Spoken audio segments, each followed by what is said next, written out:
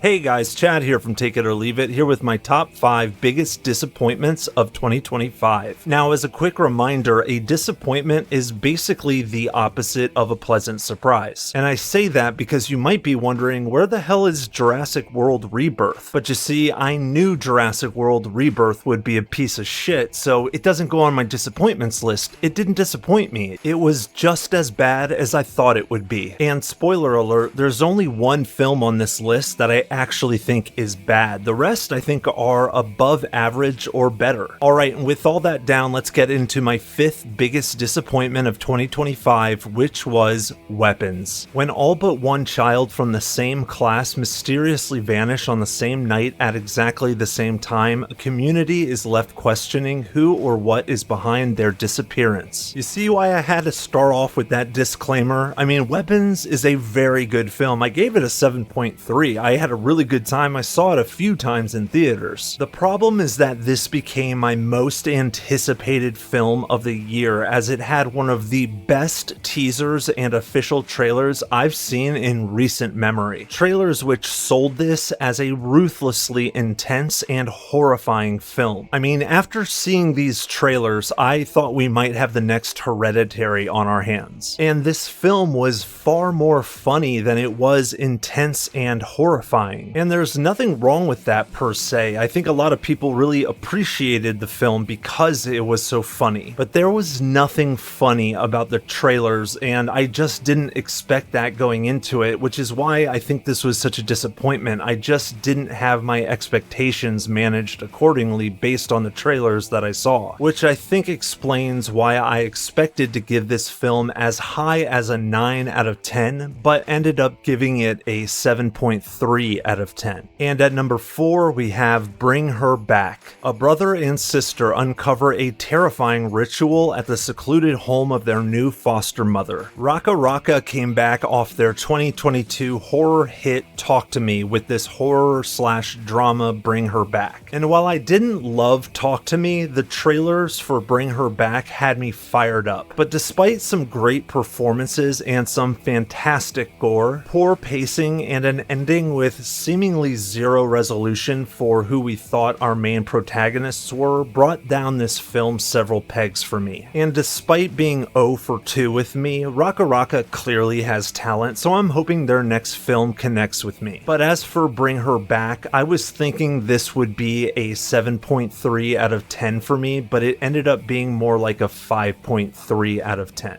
And my third biggest letdown of 2025 was Together. Years into their relationship, Tim and Millie find themselves at a crossroads as they move to the country. With tensions already flaring, an encounter with an unnatural force threatens to corrupt their lives, their love, and their flesh. This movie had me completely hooked after the trailers, and it was one of my most anticipated films of the year, probably right behind Weapons. And while this film did have a couple of the scariest scenes of any movie I'd seen all year, I didn't understand why these two characters were together as a couple in the first place. Like, from the jump, I just felt like these two were much better off without each other. And that made it very hard to care about these characters. At a minimum, I was rooting against them staying together. And if you couple that with the fact that I hated how this merging that occurs happens as a result of a MacGuffin, rather than from the splitting of their relationship and the resulting codependency that emerges in a supernatural way, the result is a film that I don't have my heart in, and I just didn't think was as substantive as it could have been. And while I hope to have given this film an 8.2 out of 10, I actually ended up giving it a 6 out of 10. And at number 2, we have Man Finds Tape. After finding mysterious video clips, siblings investigate the strange recordings and uncover a disturbing secret spreading through their Texas town. This film had my name written all over it. Not only was it produced by two of my favorite directors working today in Benson and Moorhead, but it's also a found footage / mockumentary involving mysterious and strange happenings in a small Texas town.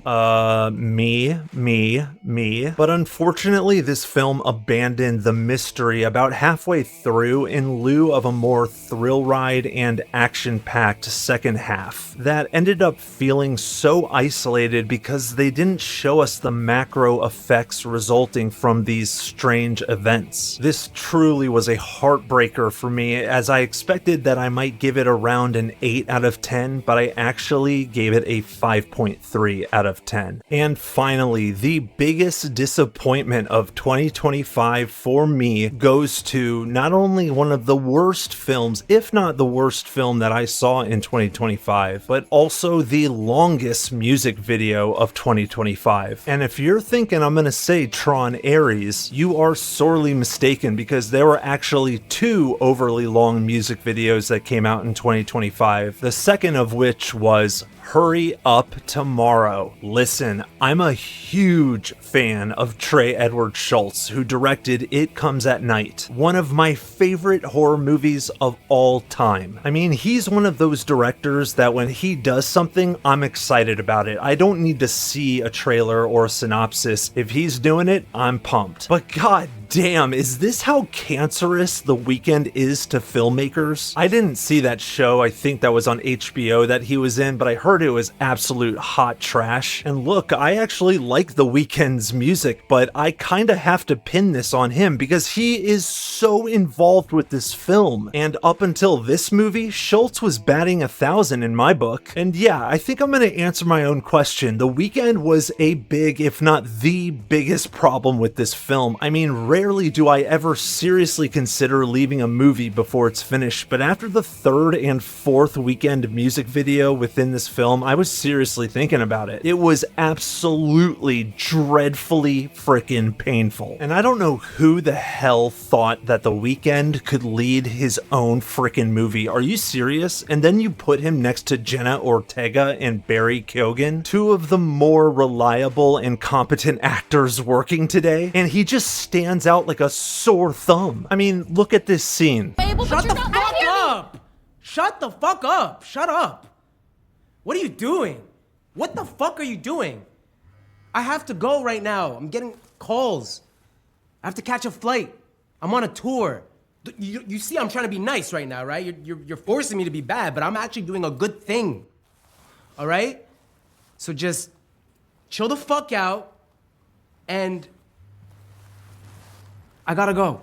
Need I say more about his acting chops or lack thereof? Good God, did Trey Edward Shults lose a bet? Did The Weeknd get compromise on him? Is that what happened? That would explain this. And the climax of this film. I mean, my God in heaven, if you haven't seen the ending of this movie, do yourself a favor and look it up on YouTube. You will get a huge laugh out of it. Do you remember that film I'm Still Here, starring Joaquin Phoenix and directed by Casey Affleck? See, the thing about that movie that I think worked was that it was an experiment. Joaquin Phoenix went pure method acting and ended up playing this egomaniacal lunatic version of himself in every facet of his life. And Casey Affleck was there to capture all of it, as well as all of the response to Phoenix's insanity. But the thing is, it was fake. It wasn't real. It was this meta transcendental experiment thing. After watching Hurry Up Tomorrow, I'm pretty sure that The Weeknd is an actual egomaniacal lunatic in real life. And Trey Edward Shults was just documenting this egomaniacal lunatic. And maybe that works as a documentary, but it certainly doesn't work as a feature film. I was expecting to give Hurry Up Tomorrow an 8.5 out of 10.